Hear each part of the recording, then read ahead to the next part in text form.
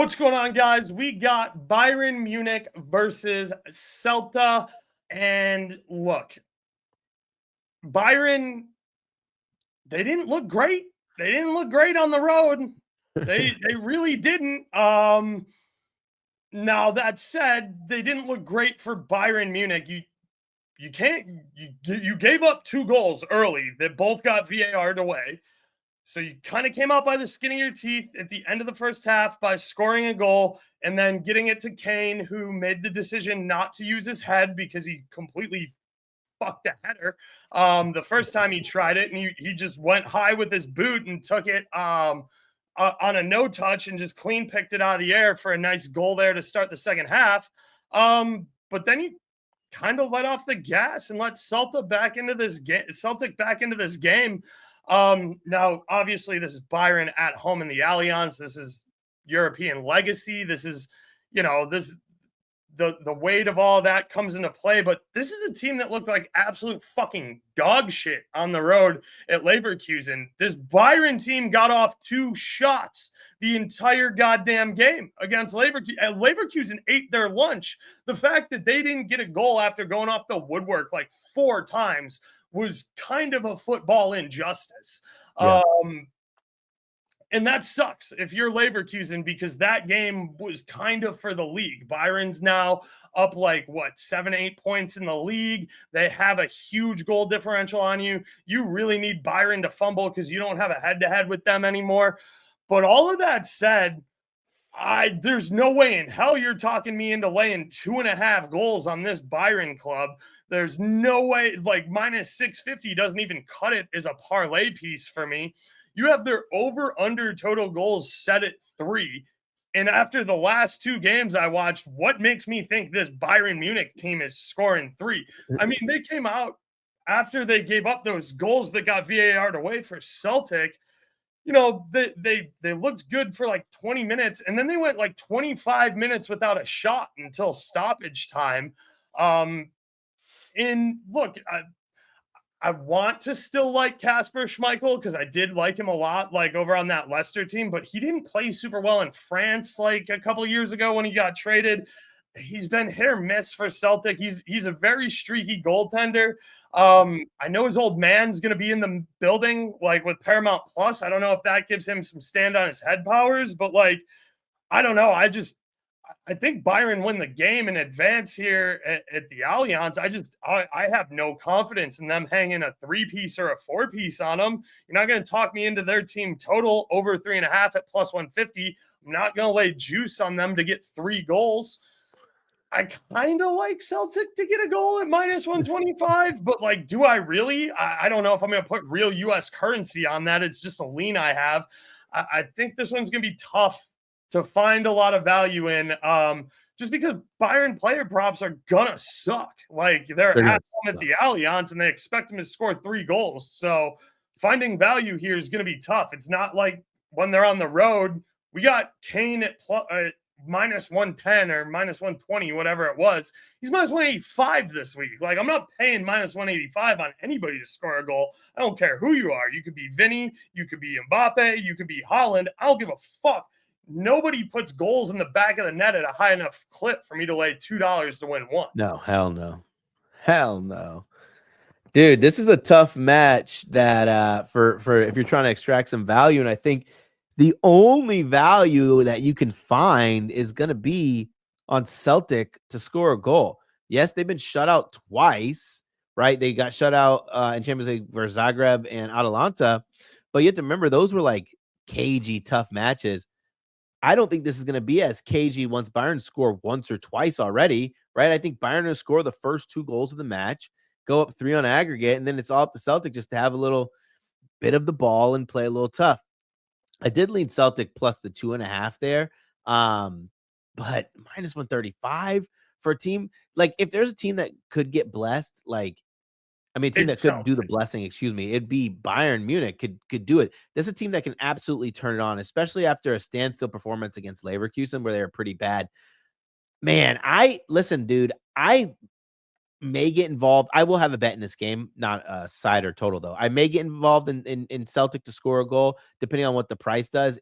If it comes down, maybe at the -1, maybe -110, I'd get around with. But anything Yeah. around the -125, -130, I can't. Just because, like, this could just also, like, we know that Company is the type of manager that loves to put his foot on the throat, but with just knowing you score 2 goals here, you score the first 2 goals of the match, you play really high press and play really aggressive. Those first 2 goals you convert, you can literally just chill. Give your guys a break because Celtic aren't coming back from a 3-goal aggregate. So it's one where I had to stay away from a side here, but I do think if I had to pick a best bet would be the over a half a goal, because even if Bayern go out there and they score 5, right, explode, you could still win money. Unlike the 2.5, Celtic could score a goal and they could still let in 5, and you're like, where the hell's all my money at? Oh yeah, it's down the drain. Yeah, and I'm right there with you because I think that's where the market's going to go. I think that Bayern's a very public team. The Allianz is just an incredibly tough place to play. I think the money will kind of keep shifting in Bayern's favor. Company and Bayern, the thing with these elimination games, if you get up those 2 goals like we're talking, your biggest concern becomes cards because Celtic are going to want to fight you. They know that their back's against the wall.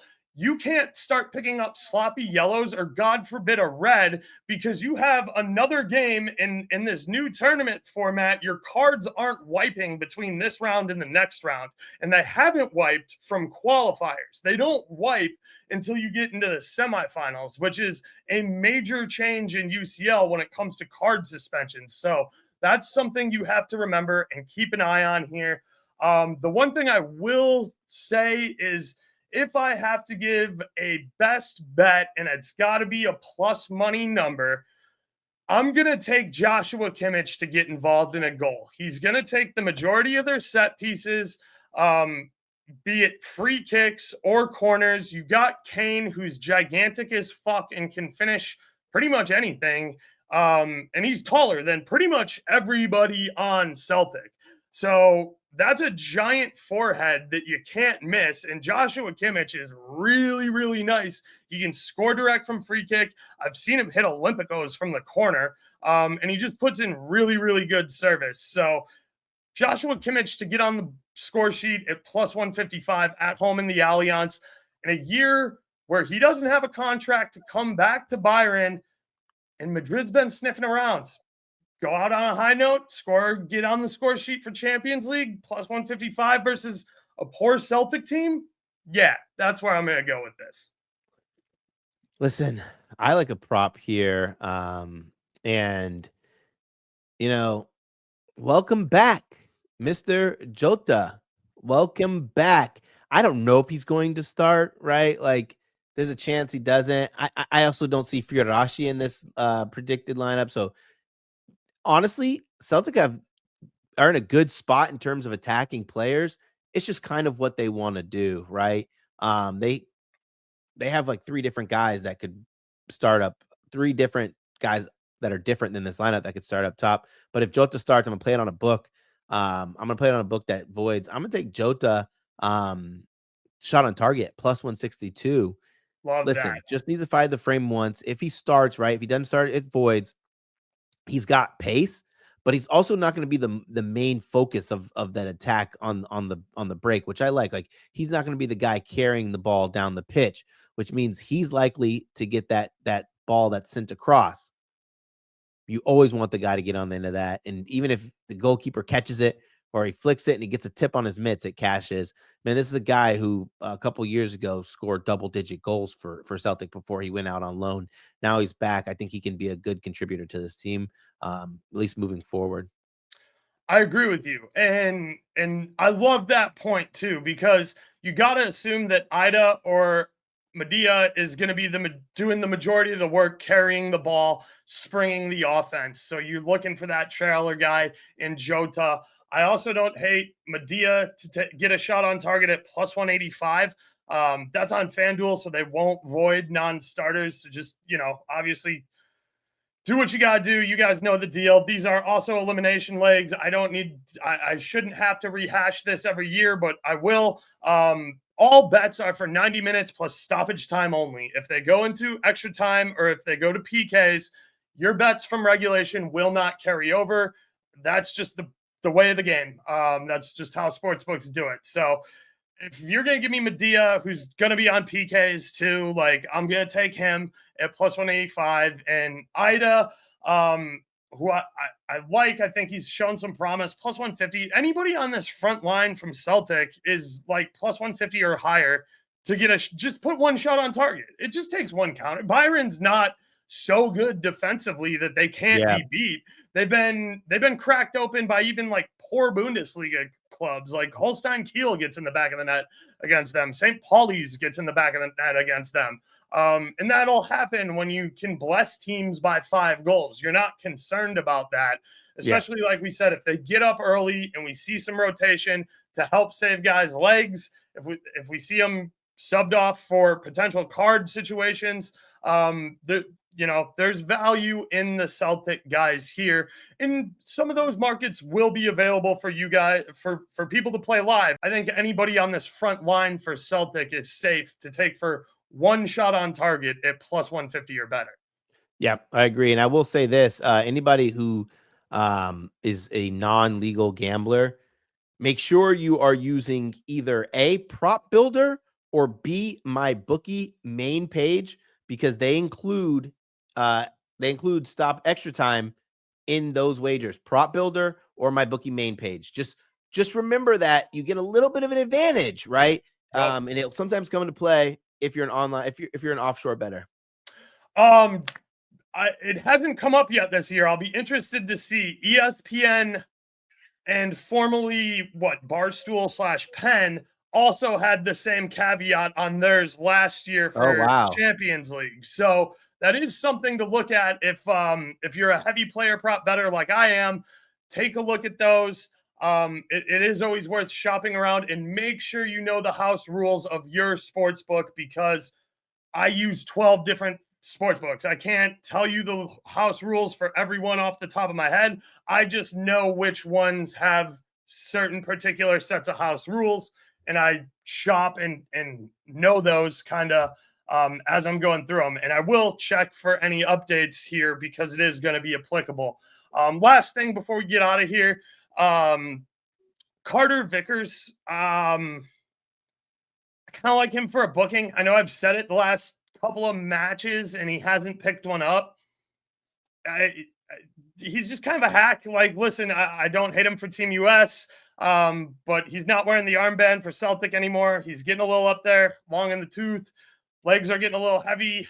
Looks kind of tired to me. I don't know. Kind of a recipe for where you're going to need to be defending a lot, and there's going to be a lot of guys packed in the box. Could see him hacking, especially outside the box. I don't necessarily see him giving up a PK or anything like that, but I could see him picking up a booking here. Hell yeah. All right, guys. Appreciate you tuning in. Sorry, this isn't a match we're super in love with, but we got plenty more coming up here. So we might have done a lot of talking, maybe not to get you anywhere other than to say that putting a shot on target for Celtic here from anybody in the top 3 is value. And gun to my head, give me Kimmich to find the score sheet, plus 155. I think that's a really nice number for a guy who's going to take all the free kicks and the corners, where I think they're going to have a lot of free kicks and corners here. Be sure to follow us on Twitter. I am at Baroque77. You are at Lord BLT? At Mr. Brad Thomas. At Mr. BL Thomas. Lord BLT is the handle. Yes, sir. But you can find all that down here below in the video description as well. And we will be back to talk Benfica versus Monaco shortly.